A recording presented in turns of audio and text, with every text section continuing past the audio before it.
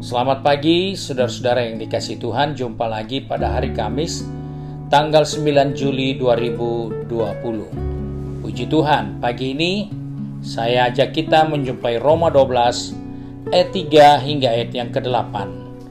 Ayat firman Tuhan berkata sebagai berikut.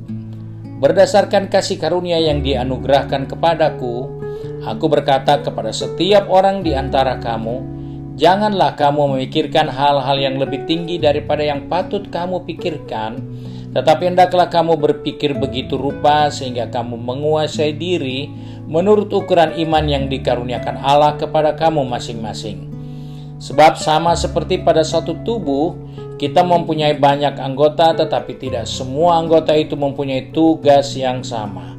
Demikian juga kita, walaupun banyak, adalah satu tubuh di dalam Kristus, tetapi kita masing-masing adalah anggota yang seorang terhadap yang lain. Demikianlah kita mempunyai karunia yang berlain-lainan menurut kasih karunia yang dianugerahkan kepada kita. Jika karunia itu adalah untuk bernubuat, baiklah kita melakukannya sesuai dengan iman kita. Jika karunia itu untuk melayani, baiklah kita melayani. Jika karunia itu untuk mengajar, baiklah kita mengajar. Jika karunia itu untuk menasihati, baiklah kita menasihati. Siapa yang membagi-bagikan sesuatu, hendaklah ia melakukannya dengan hati yang ikhlas. Dan siapa yang memberi pimpinan, hendaklah ia melakukannya dengan rajin.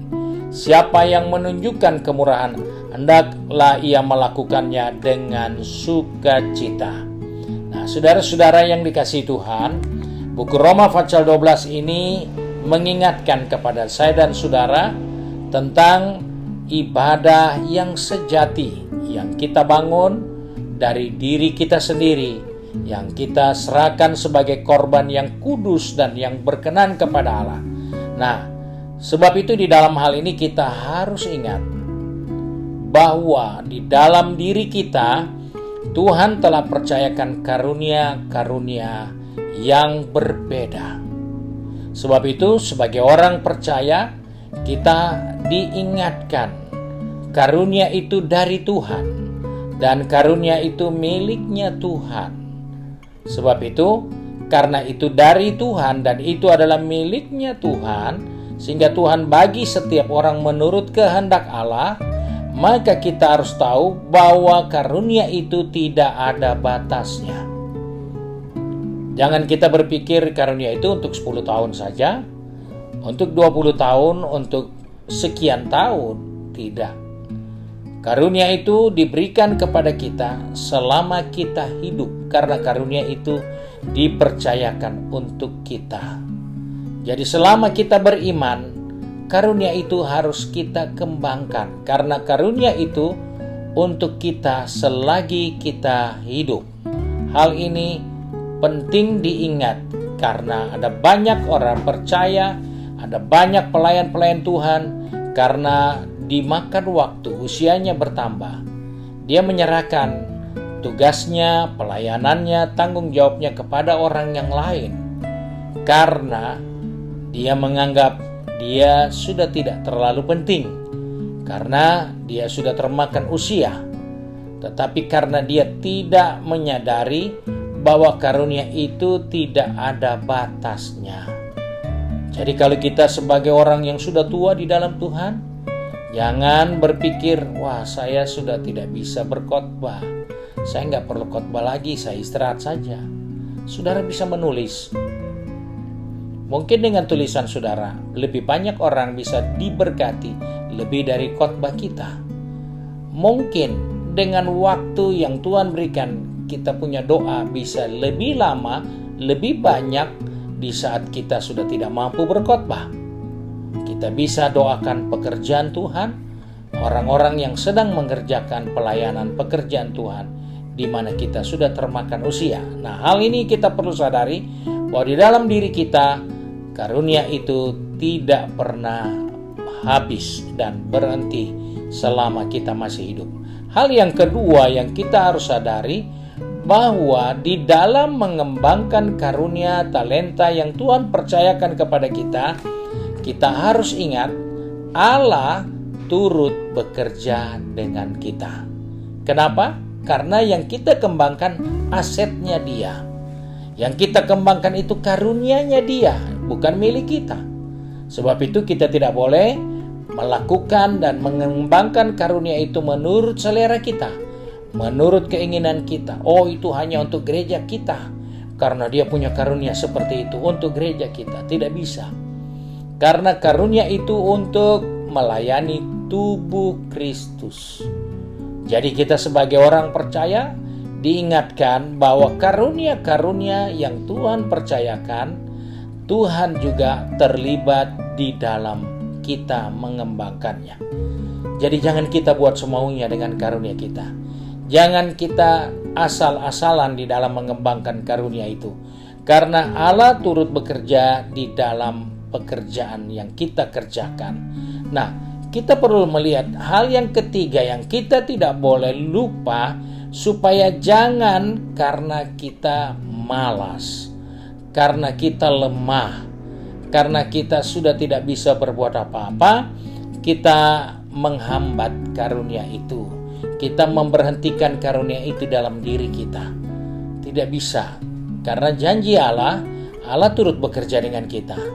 Maka apapun yang kita bisa kerjakan selama kita masih hidup, Allah tidak berhenti. Dia turut bekerja walaupun di dalam usia kita yang sudah makin lanjut. Sebab itu jangan malas mengembangkan karunia itu. Rasul Paulus katakan kepada Timotius supaya jangan diabaikan, jangan dilalaikan karunia itu, tapi dikobarkan terus. Nah, hal inilah tanggung jawab setiap orang percaya yang dipercayakan karunia yang Tuhan berikan dalam diri mereka. Nah, sebab itu sebagai orang percaya, sebagai anak-anak Tuhan di zaman seperti ini, mari kita kembali melihat apa yang Rasul Paulus ingatkan, bahwa setiap kita dipercayakan karunia, setiap kita dipercayakan asetnya Tuhan untuk kita kembangkan di dunia ini. Sebab itu mari pagi ini kita mau satu di dalam doa, kiranya Tuhan menolong kita. Kembali kami datang kepada Bapa di surga dengan mengucap syukur, karena oleh kemurahan Tuhan kami diingatkan bahwa kami memiliki karunia yang berbeda-beda. Sebab itu Tuhan, tolong kami atas kepercayaan Tuhan berikan. Beri kekuatan kesehatan bagi kami untuk selalu kami tetap mengembangkan karunia ini.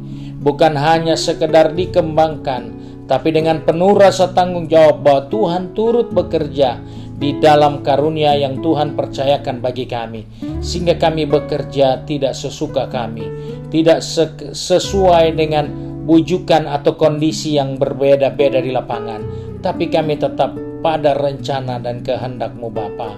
Sebab itu Tuhan, pegang tangan kami, atur langkah kaki kami, supaya kami tidak menghambat pekerjaan Tuhan, karena kami merasa bersaingan satu dengan yang lain, karena kami mengerjakan pekerjaan Tuhan dengan perasaan berkompetisi satu dengan yang lain, karena kami sadar karunia-Mu yang Engkau berikan bagi setiap kami itu berbeda-beda, tidak sama. Sebab itu Tuhan, tolong kami supaya kami tidak berusaha untuk jadi sama seperti orang lain, tetapi biarlah kami boleh menjadi sama seperti rencana dan kehendak Tuhan. Di dalam rencana-Mu memberikan karunia bagi kami. Terima kasih Bapa untuk kasih setia-Mu. Antar kami sepanjang hari ini yang akan bekerja, yang akan mencari nafkah, yang akan melanjutkan studi, dimanapun kami berada. Tuhan, atur kehidupan kami, pimpin kehidupan kami, sehingga kami tidak salah jalan, tetapi kami dalam posisi yang waspada untuk mengembangkan kasih karunia Tuhan yang dipercayakan dalam kehidupan ini. Terima kasih Bapa untuk hari yang baru ini. Kami berdoa di dalam nama Tuhan Yesus Kristus, Juru Selamat kami, majikan kami yang baik dan setia. Haleluya. Amin. Puji Tuhan. Ibu Bapak Saudara yang dikasihi Tuhan, jangan lupa renungan ini bisa diteruskan kepada sahabat kita, keluarga kita, rekan-rekan kita yang lain, dan ingatkan mereka jika memungkinkan supaya di-subscribe, supaya mereka selalu bisa mengikuti renungan firman Allah maupun kegiatan-kegiatan lainnya di GPD Bethesda Makassar. Tuhan Yesus memberkati kita.